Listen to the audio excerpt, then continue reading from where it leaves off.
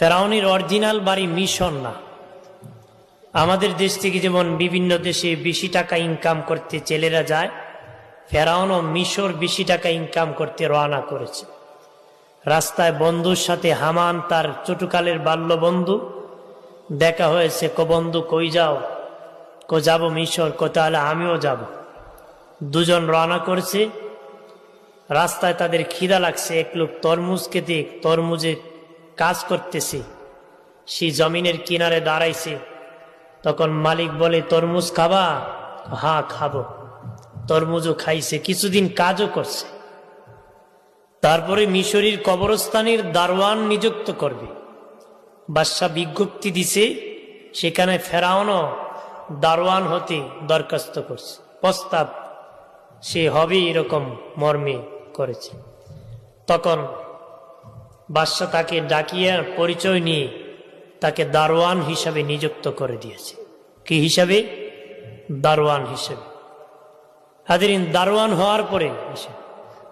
হওয়ার পরে সে একটা আইন জারি করছে। কি জারি করছে? যে লাশ দাপন করলে একটা করে স্বর্ণ মুদ্রা দিত। কয়টা? একটা করে। মানুষ বলে বাদশার কাছ থেকে অনুমতি নিয়ে একটা করে স্বর্ণ মুদ্রা দাফনে দিতে হবে।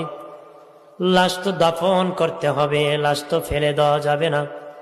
তাফসীরের কিতাবের মধ্যে এসেছি পরপর তখন কলেরা মিশরে লেগে গেল, মানুষ বেশি মারা গেল।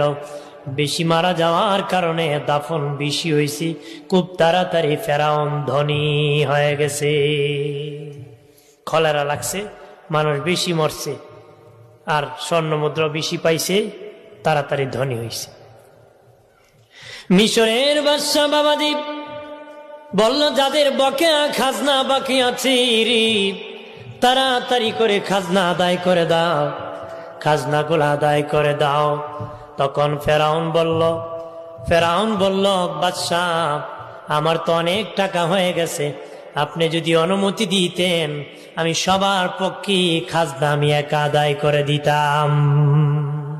সবার পক্ষে থেকে খাজনা আমি একা দিয়ে দিব। বাদশাহ কয়, ছেলেটা তো খারাপ না, ভালো ইনকাম করছে, কিন্তু জনগণে দিয়ে দিতেছে। জনগণের অন্তরে ঢুকে গেল রে বাবাজি। মানুষ মনে মনে বলে, ওই বেচারা যদি দারোয়ান না হয়ে বাদশা হতো তাহলে তো কিছু কিনে খাওয়া লাগতো না। সে নিজে ইনকাম করে আমাদেরকে আমাদের খাজনা সে নিজের টাকা আদায় করছে। কিছুদিন পরে মিশরের প্রধানমন্ত্রী মারা গেছে। বাদশা একটা ইলেকশন দিছে, ফেরাউন সেই ইলেকশনে প্রধানমন্ত্রী পদে ভোটে দাঁড়ায় গেছে। কে কারে ভোট দিবি কানাকানি দেখে সবাই মিলে কয় ফেরাউন রে ভোট দিবি। বিশাল ভোটে ফেরাউন মিশরের প্রধানমন্ত্রী নিযুক্ত হয়ে গেল। কি হয়েছে গা? মিশরের প্রধান। আমাদের দেশে তো মানুষ ভালো মন্দ সুর বাটপার বুঝে না, যে টেকা দেয় রে ভোট দেয়। যে টাকা দেয় কি গোয়ার রে দে, গন্ডরে দে, মূর করে দে, বদমাইশ রে দে, বাবা ভোট দে। নিজের ভোট নিজে দিমু, যারে খুশি তারে দিমু। নিজের ভোট নিজে দিমু, এটা সত্য। যারে খুশি তারে দিব, এটা সত্য না বাবা। যে যোগ্য তারে দিব, এটা হলো সত্য। আমার দেশের মানুষ খুশি হয় মানে কি, টাকা আপে সুর ভোট দিয়ে দেয়। চোরে কি আব্রাহা লিঙ্কনের গণতন্ত্র একজন চোর, গোয়ার, গন্ড, মূর্খ, বাটপার নেতা হতে পারে, কিন্তু ইসলাম খেলাফত বলে কোন অশিক্ষিত গোয়ার, চোর, বাটপার নেতা হতে পারে না। এই জন্য আমাদের দেশের চুরি বাটপারি কমে না, কারণ নেতা বানাই চুর রে আবার কচুরি করছে। দেখো না, বিড়ালে সুটকির পাহারা দিলে আমানত থাকবো? বাঘরে ছাগল পাহারা দিলে থাকবো? কে ফেল? আপনার তো পাহারাদার দেন এইরকম। ভাইরা আমার খেয়াল করেন ভালো করে, কিছুদিন পরে মিশরের বাদশা মারা গিয়েছে।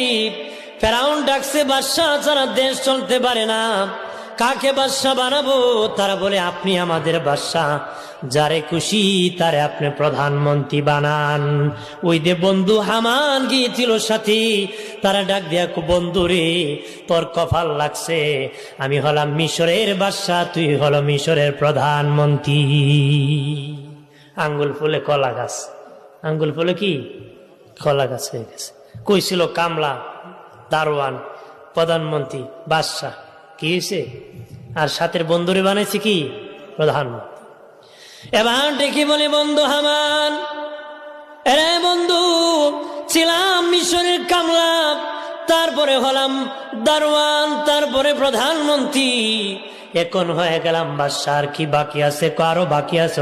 কি বাকি আছে? ক্ষুধা হওয়া বাকি আছে।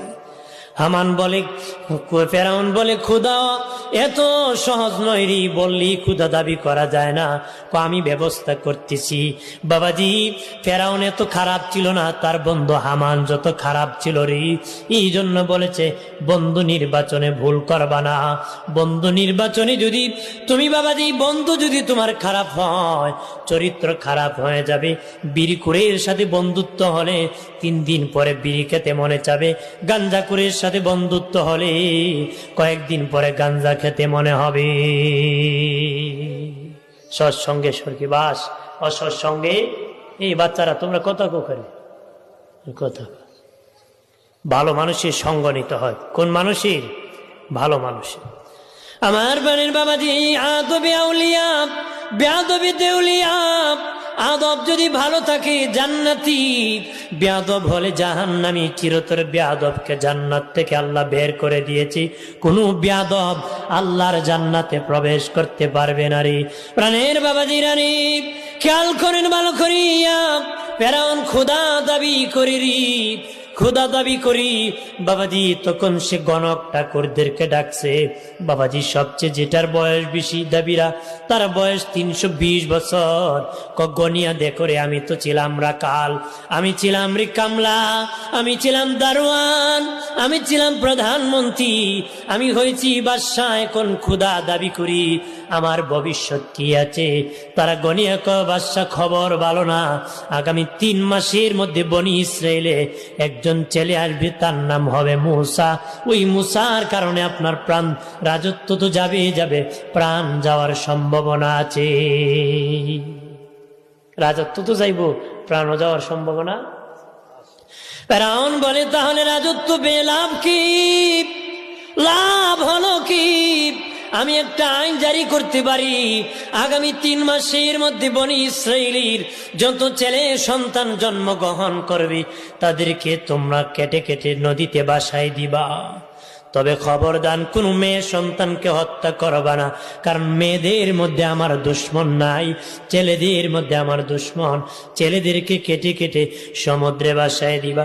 3 মাস পর্যন্ত তার জল্লাদ বাহিনীরা বাবাজি শিশু সন্তানের মাথা কেটেছে।